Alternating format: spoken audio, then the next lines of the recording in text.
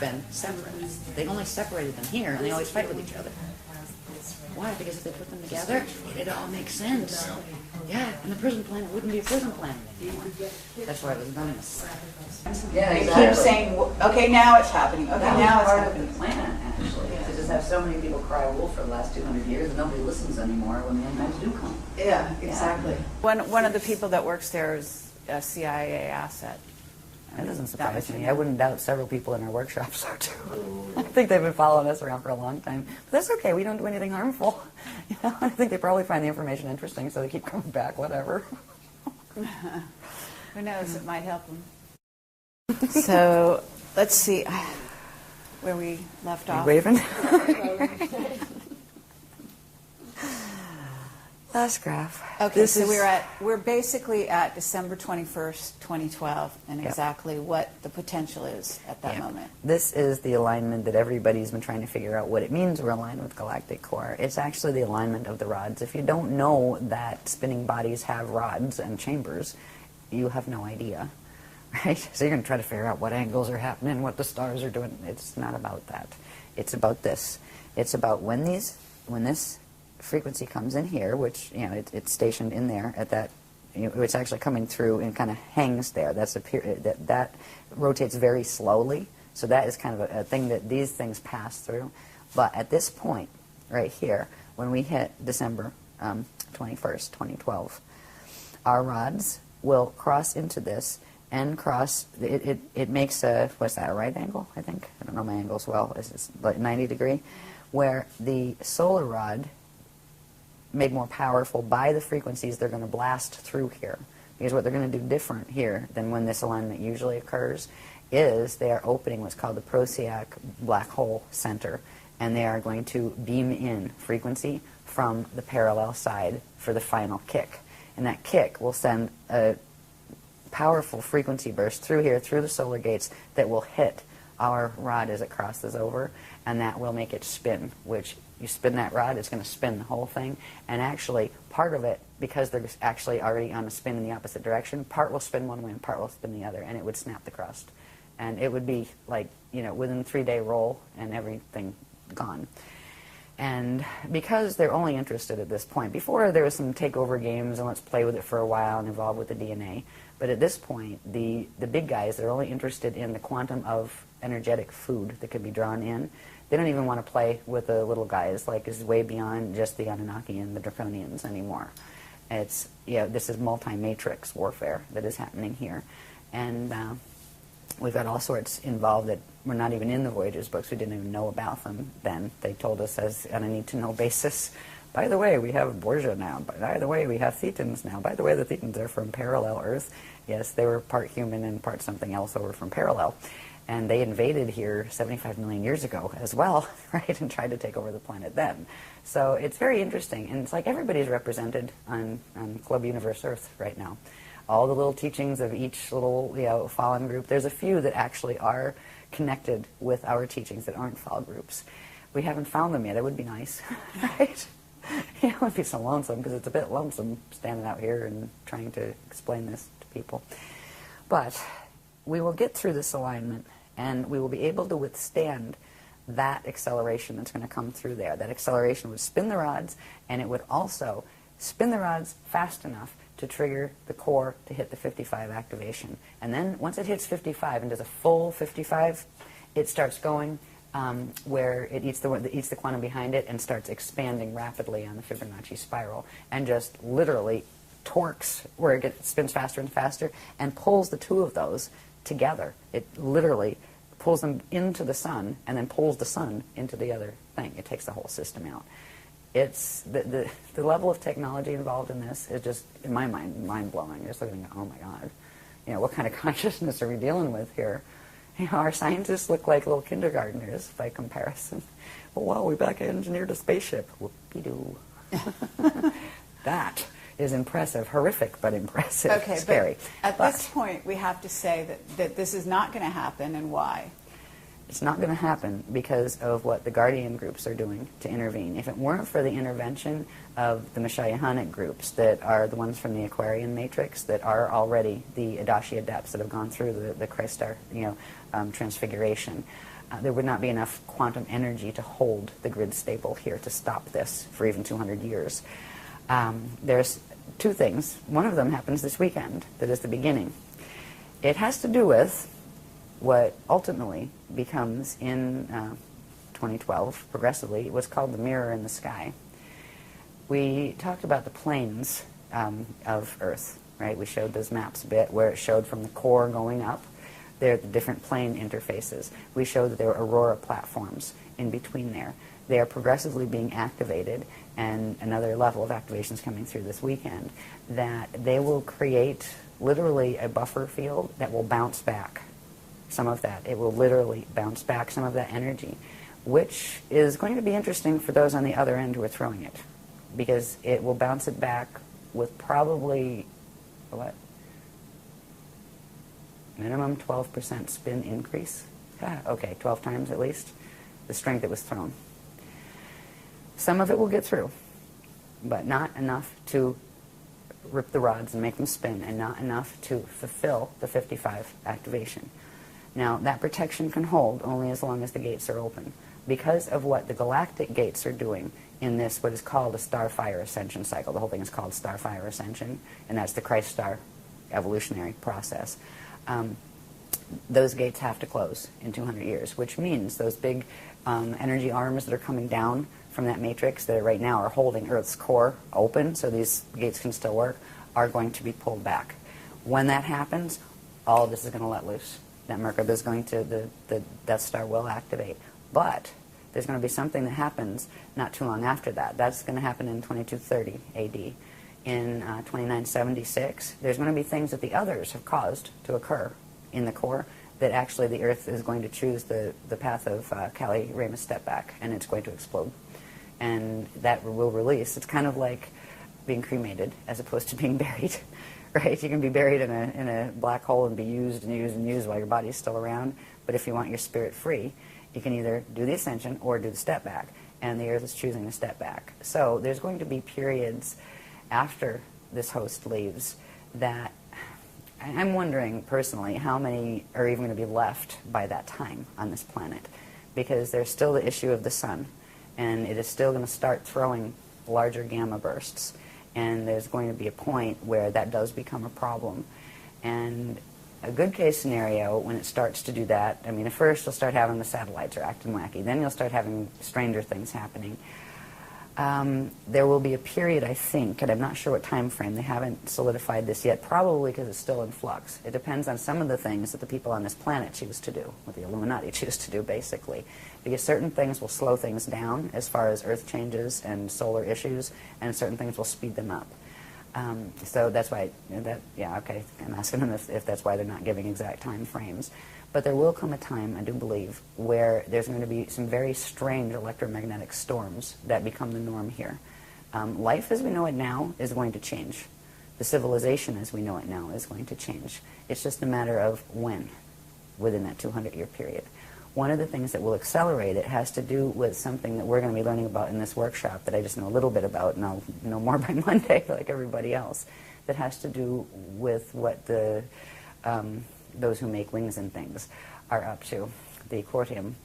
There's a certain thing they're trying to achieve. They would like to take over this program and make that theirs and make it fall in their direction. They're not going to achieve that, so they do have a plan B that involves providing a weapon technology to the humans, the Illuminati that they're working with here. They're tricking them, actually.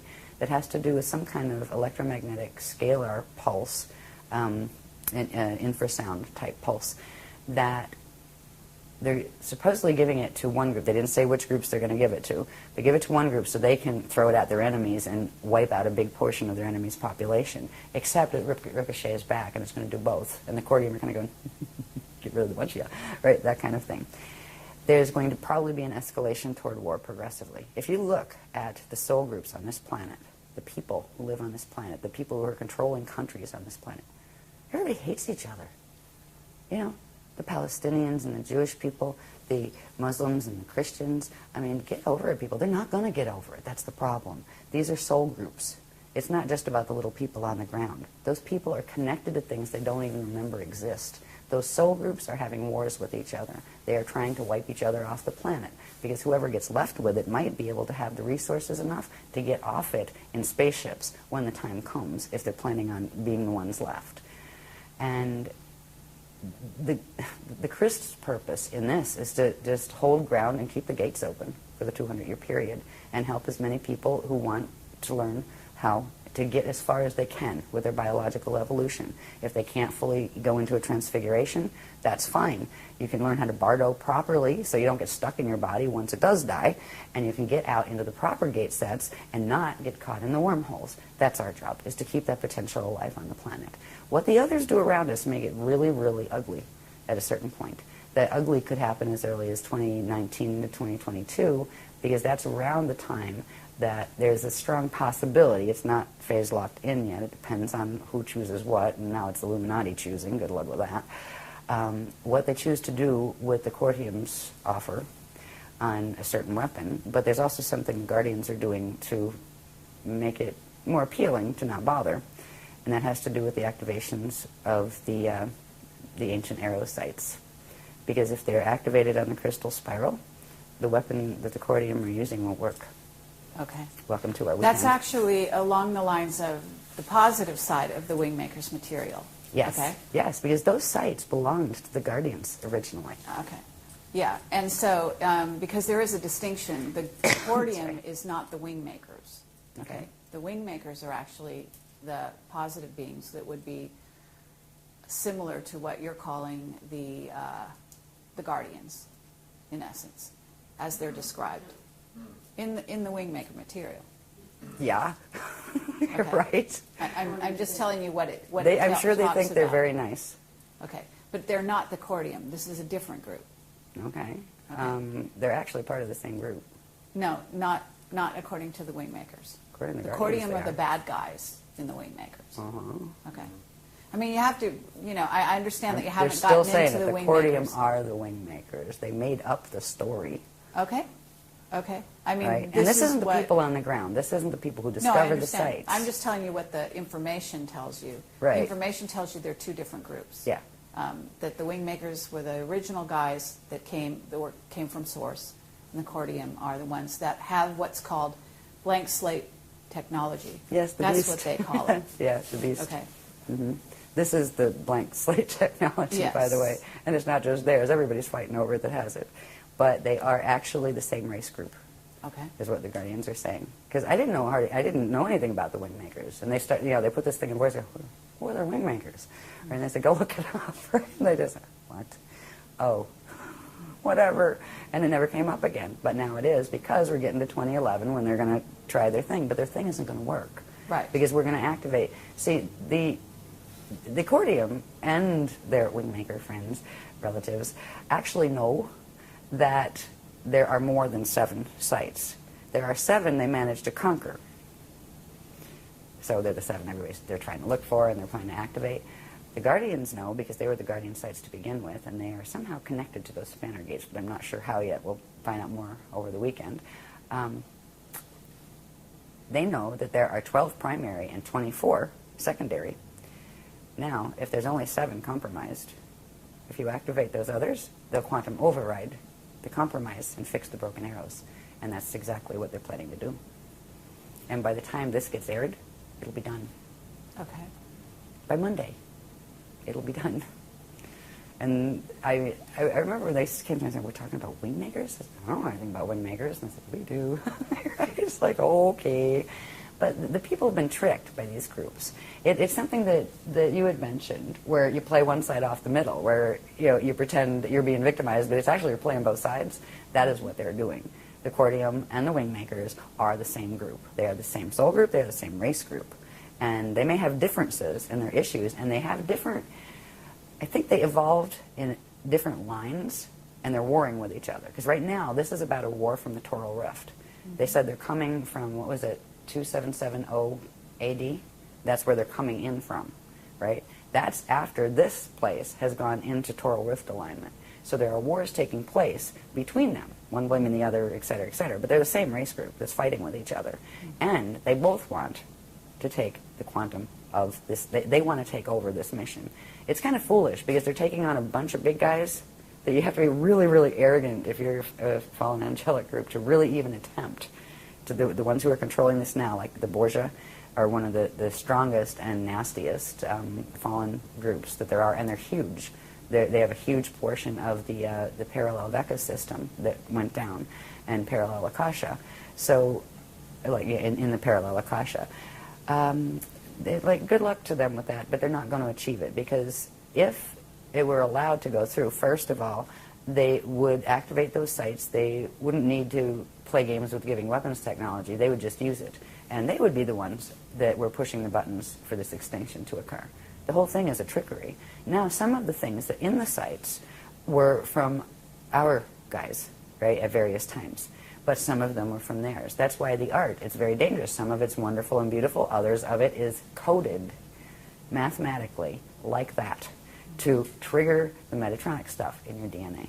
So you have to be really careful. There's ways to watch stuff with a screen, right, where you just put the screen. Yeah, and there's ways like if we're the same way when you do photography, if somebody takes your picture, you put the screen up. So it's really funny if you ever try to mess with somebody through a photograph, or even just find out who they are and do a psychic read. If they're good at screening, they'll come right up in your face and go, "Excuse me, you didn't ask," right? So there's these games that we play. Like whenever I do anything on video, there's the screen is there.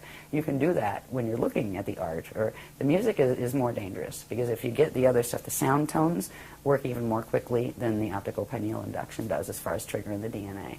Yeah, so I just avoid it, the whole Wingmakers thing, even though some of the art's very pretty. It's like, whatever. So anyway, but whatever their story is, I'm not here to tell their story. I'm here to tell the story that the Guardians are explaining to me about them. Because there's a lot of beings out there that are actually have done some really horrible things, and then blame it on that one and pretend they're the good guys. This is like, the old sleight of hand that has been going on. It's part of the reason why it got this bad in Atlantis, and worse, because of the trickery that was going on. So we just I kind of feel like a cosmic news reporter sometimes. And it's like people don't always want to hear the news. And I trust my sources, and I will just let people know what my sources have said. And they can do what they want with that. They don't have to agree, and that's okay. But that's what I understand about the Wingmakers, and I will believe what the Guardians tell me, because they have showed amazing things in the knowledge that they have provided. I've never seen anything stand up to this paradigm that they've showed, and there's a reason, because it's the real thing. I mean, I look at it and go, oh my God, and then I kind of go, how did I survive doing all those graphs, right? I wonder sometimes, because I just focus on the moment and have to get done whatever it is for this thing and this thing. But this is the first time we've actually got to just kind of and look back and say, wow, look at all of this information. That's one of the things that helps to keep me going with it, because it wasn't fun having to, be Metatron's whistleblower. That's not the role I wanted to play. But when they showed the mechanics and showed how people were being hurt and how they were hurting the planet and they were being tricked, what was I going to do? Say, oh, I'm too scared to go and talk about it? The New Age people aren't going to like me? Too bad. I'm not here to be liked. I'm here to tell the truth. And that's kind of where it's at. But there's a lot of hopeful things to look for. We're in a calm before the storm right now. And one of the most important things is to move through the 2012 period, where we do have enough quantum of energy of anchoring that crystal spiral. There shouldn't be a problem with it, even if there's only 3 of us left standing on a beach somewhere doing it. But the more people involved with that, the better that would be for them as well as for us. Now, these activations of the crystal spiral will happen even if there is only one guardian left on the planet to anchor it. The more people there are, the stronger it'll be. But the people who actually do anchor it before that 55 hits will have a protection field that people who do these technologies after, they'll still get some protection field from it. But if you can get the DNA protection before that 55 hits, it will be much easier, and you will have much less problem with the 55 activations than if you discovered this in 2013. You can still use it in 2013, but you will still be working with a DNA code that has been dragged into a 55 and holding. And that means right there, biological ascension is out of the question, completely. All right, that's where you work on Bardo. Okay, the next thing you can do to evolve, to your next highest level would be to work on a proper Bardo when the time comes, which means keep your body alive as long as possible, bring as much as Christian frequency in as you can, and when it reaches its natural death point, which usually comes when the seed atom is about to burn out, right? Because it doesn't have enough quantum coming in from the amount of inflow, and it gets tired, and that's what actually causes natural death. Natural death isn't natural, but on a Metatronic code, that's what causes it. So, people are welcome to join us with this. We're going to be doing something that night of the solstice. I'm not sure what it is yet. I think we're booked here, though, aren't we? No? We're booked somewhere. Yeah. But we don't know what we're doing yet, but we just know we have to be there. Mm-hmm. Yeah. And, for a long time, the guardians have told me, like when I'm walking into a lecture, don't know what I'm speaking about yet. And they're like, in the elevator going up and the room is right there as soon as the door opens, and I have a napkin and a pen. And they're going, here you go. They're going, just show up and take it from there. We'll be there with you. And that is how I've survived the last 10 years of this wacky way of bringing amazing information to the planet. It's not been easy on this side, but I am in love with this material. There's no church out there, there's no science out there that can touch the unified church and science put together, religion and science, spirit and science put together, that is in here. And that's why we do what we do, and we love this planet too. And so it's kind of where we're at. Any other question areas you want to go into? Okay, that's lovely, and I think that's a wonderful sort of place to end, or at least close this for now. But I do have a few questions just in general, and we could probably skip over them pretty quickly. Okay. So I think that some people are going to be wondering whether or not some of the most recent occurrences, like what happened in Haiti. And, that's on the workshop itinerary to talk about that. So if you could talk about that a little bit in terms of, because there's also a grid line in which goes through these points and joins them up. So I'm wondering if that was targeted by HARP and what your knowledge is and what you've been given on that regard.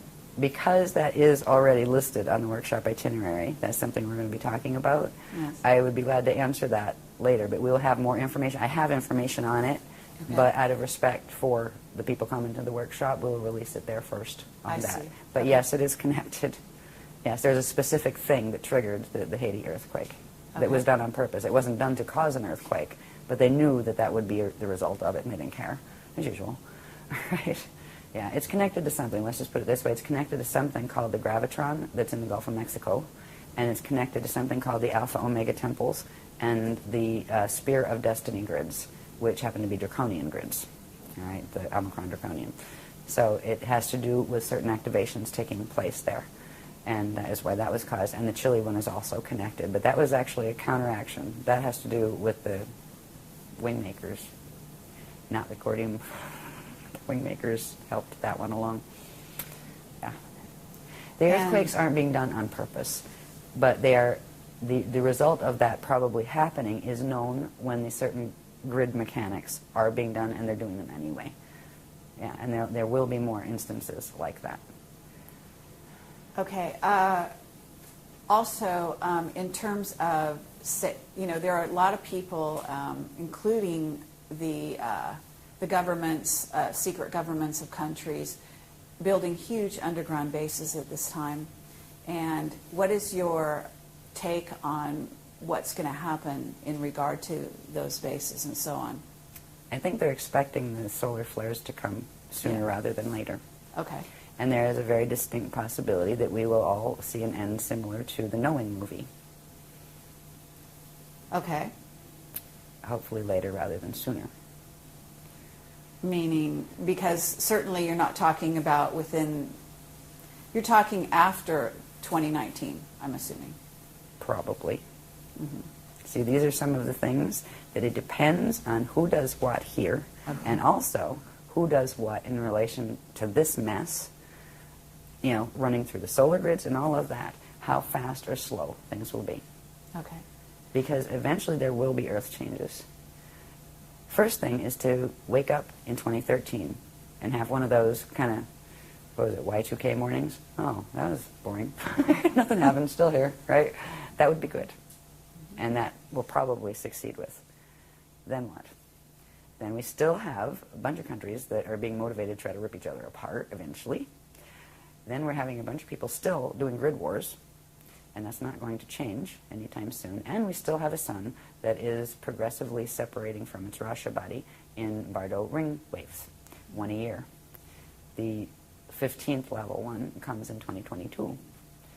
There's also something that the Guardians have been doing, and we started this a while back when we found out, about the solar issue, is there's something called the aquiline sun buffer field that again has to do with the planes that run through the Earth's atmosphere and also through the solar atmosphere, because the sun has a similar structure. All stellar bodies would have that similar structure of the 4 sets of 15 layers, right? And that means it would still have those places where the aurora continuum could come through. Right now, the reason we haven't seen any solar issues of a major sort happening is because of that buffer field. The Guardians put it up as soon as that prana-seed closed, because usually it sends each one of those waves that come off when the dark matter body separates from the physical matter body, releases a gamma burst, and that will usually send an EMP out, electromagnetic pulse. What do they call those really big ones? Those big pulses? There's a name for them. No, the CMEs. Yes, Yeah. CME. Yeah, would usually do that. In those, there would be something called a red pulse, which is an underpulse that comes with it that actually shatters matter from the inside out. That would have started on a small level already if it weren't for the buffer field that was activated. They call it the aquiline sun because if you could see it, if you see it in the astro, it looks like a glowing aqua-colored sun. It's very pretty. But it's also been keeping the gamma burst down and actually transmuting them before they come out. How long that will hold, it may hold the whole time. If not, there may be some moments where it comes out. If it's going to go into a knowing scenario, like the knowing movie, they will let us know, and there will be certain things that can be done and certain things that can't be done. If it goes that, there's always the option of what they call pulling the shield, which means the Aquafarian shield, the people who are attached to the crystal spiral, they can get them up and out, while it's still possible. And if their bodies can't, they would simply bring them through the gates. And, that's a really good way if you want to Bardo really fast, is to just go through a Stargate when your DNA can't handle it yet. Just inhale and hold. So when you go, all of your little pieces of consciousness stay together and you don't go all over the universe. It shouldn't come to that. We will be warned if it will. But that is a possibility out there, but it's most likely a later one rather than a sooner one. The most pressing issues now are going to be what humans and Illuminati do on this planet. There's a slight possibility of invasion from the sky. It's not as strong as it has been in other periods, because there's not a lot that would be gained by it right now from any of the sides. But that may change. We'll see where they go with that, and that's something that the Guardians are watching. They're also planning, the Guardians are planning their own visitation, but they're not going to use spaceships. What they're going to do are activate these particular zones that can be opened between those planes, where there will be spaces where the higher Earth planes and these Earth planes actually commingle. And they can come here and meet us halfway, and we can go there and meet them halfway. So they're going to start, and then eventually, once we get that far, the next stage will we be able to go over to that side, the first level out of here, which is going to higher Earth, all right, which is the higher Earth planes. And they will look physical. Once you get your consciousness one dimension above where their matter is, it is physical, it is solid. So that's what we're working on now, the next phase. And so that's what it kind of looks like right now. And it's just, I find myself, like, how I deal with this, how I deal with the information that they've given me, and, okay, what are we looking at here? And it's like, well, it could go this way or it could go that way. We definitely know this part's happening. That's phase locked. But these things are still variables. And there's a lot of things that are like, it's not a matter of if, it's just a matter of when. But when may be, like, closer to the end of the load-out 200-year cycle and that kind of thing. So it's just kind of like watch and wait and learn how to be at peace anyway. And not let it wreck your day, and not let it make you scared. And there's a space, especially with working with some of the techniques that really do get you into a state of expansion where you feel that connection, that living connection to God's source. It wouldn't matter if I ever heard a guardian again. I feel the living connection with Source. I know I am okay. Whether my body lives here or doesn't, that's okay. I am okay, and I am home. And that is a space that I hope to be able to help other people to reach, because it is the space you need to go through these times in, where you can still smile and still make jokes and mean it, and still, most importantly, love everybody. Because with the horrible things that have been done to this planet and people do to each other, and not just ETs, by the way. A lot of these people are not just ET, but they're ID, interdimensionals.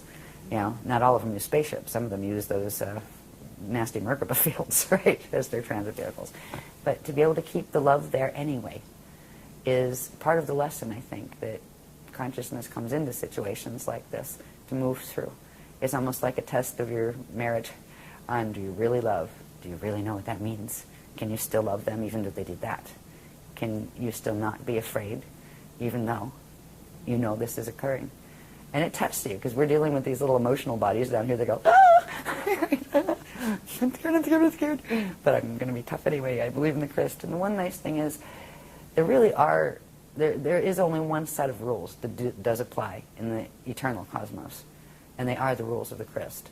The only people that haven't learned that yet are the ones that still play the FA games, the fallen angelic games. Because all they will eventually do is meet the consequence of their action. And the people who don't allow themselves to be lowered to that level of action and keep their truth and keep their love and all of those things, they will also be met with the consequence of that. It's about not letting yourself be worn down by those who act in unkind or evil even ways around you. Evil eventually destroys itself. This too shall pass. But the eternal is just that, eternal. It's a no-brainer as far as I'm concerned. Anyway. Okay, thank you very much, Ashayana Deane. Thank you. And I'm just going to ask one more question, and we'll see, because that was a lovely ending. But I do want to ask you, just in case, there are a lot of people out there who think that they're going to be rescued by spaceships, by positive beings in spaceships, in and around 2012, after 2012, and so on. Can you please address that? Let's put it this way. There's none of those lined up in the port and any of the guardian sites. It is a possibility, if things are going to go bad, that some of the other ones from the fallen matrices will come and get what they consider their own seed in order to transport it elsewhere in the fall systems. It's a possibility. But even if you're in that position, I wouldn't hold my breath. Okay. These beings were planning to move those rods and have it all over while they were telling people that, oh, 2012 is going to be your ascension. It was going to be your annihilation. If they did come in, I'd really think twice before I got on that ship. So that's our opinion on it. Thank you. You're welcome. Thank you for your patience with this, for letting the guardians speak about what they felt was important. Thank you very much. Absolutely.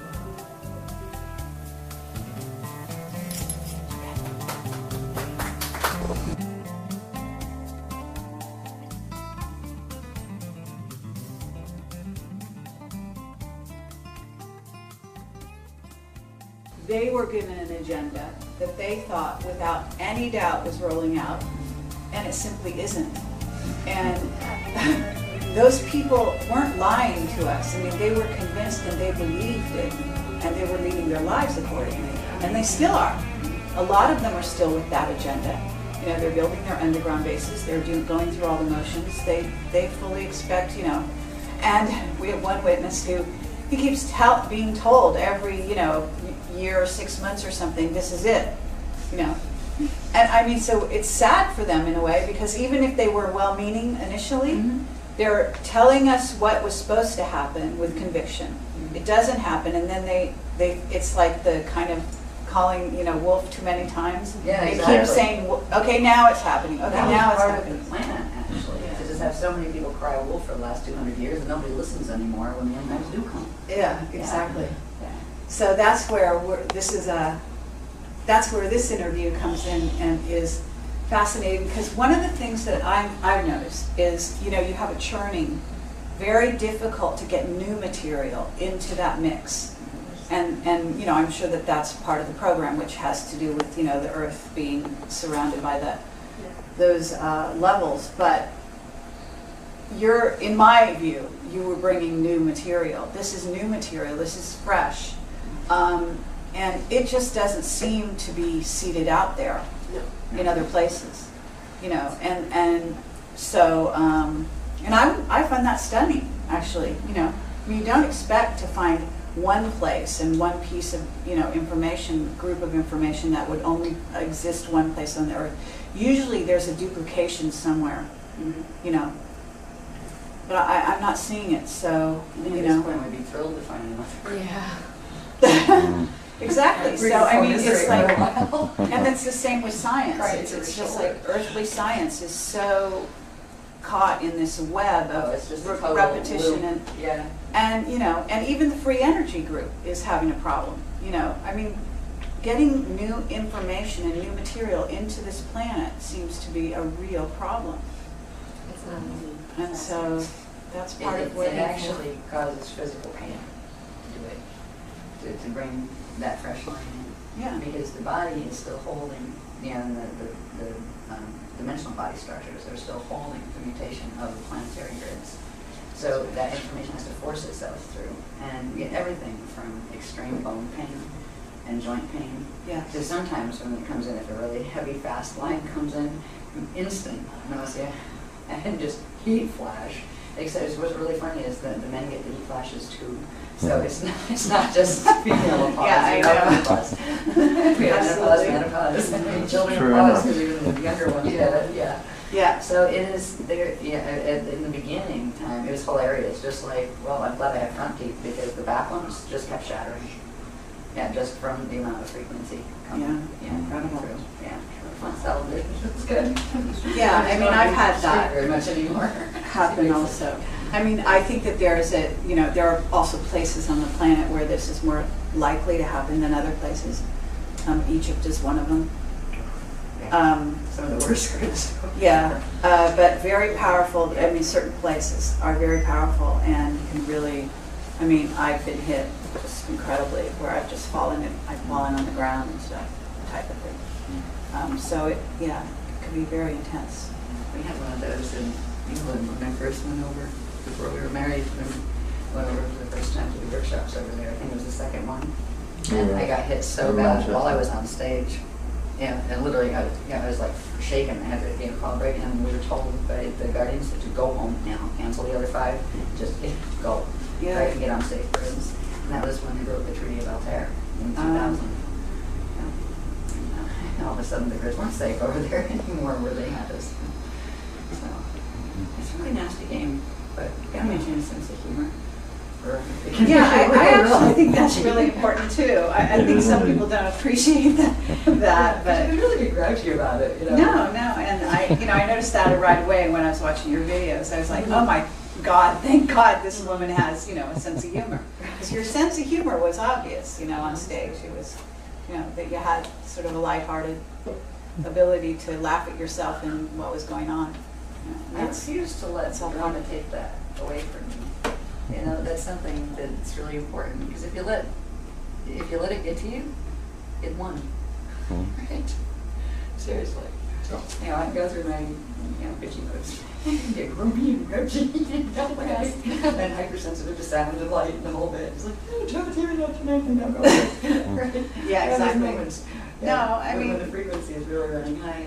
But to let it like move me into depression or anger, it's like, okay, I can let a little wave of anger, I wish I just stop doing that stuff, but they're not gonna stop it. Get over it, right? So have a good day anyway. Yeah, and that's true. If I can hold that in myself, I can transmit it. And just in my delivery and just in meeting people at all. And maybe that would give them enough frequency boost so they can do that too. That's right. Yeah. Because if not, it just gets. So you can rise above and experience that space. It's easier said than done, but it's important to remember that we should be capable of influencing perspective, if not context. And we can always choose to adjust our perspective. Exactly. If we're worn That's out, key. it's not easy. But there are moments when you can do that. And you can still come up and see it really the way it is. And be wry, at the very least, wry in your humor. Yeah. You know, we each have our own way of being that way. I don't think there's a common way of being, but there is a common desire or a common need to recognize the importance of that. Always. Yeah. I mean, hence the arts and drama and all of it, you know. This just can be great release valves for what's going on and keeping people in a balanced state of being in the face of some pretty heavy-duty odds. Absolutely.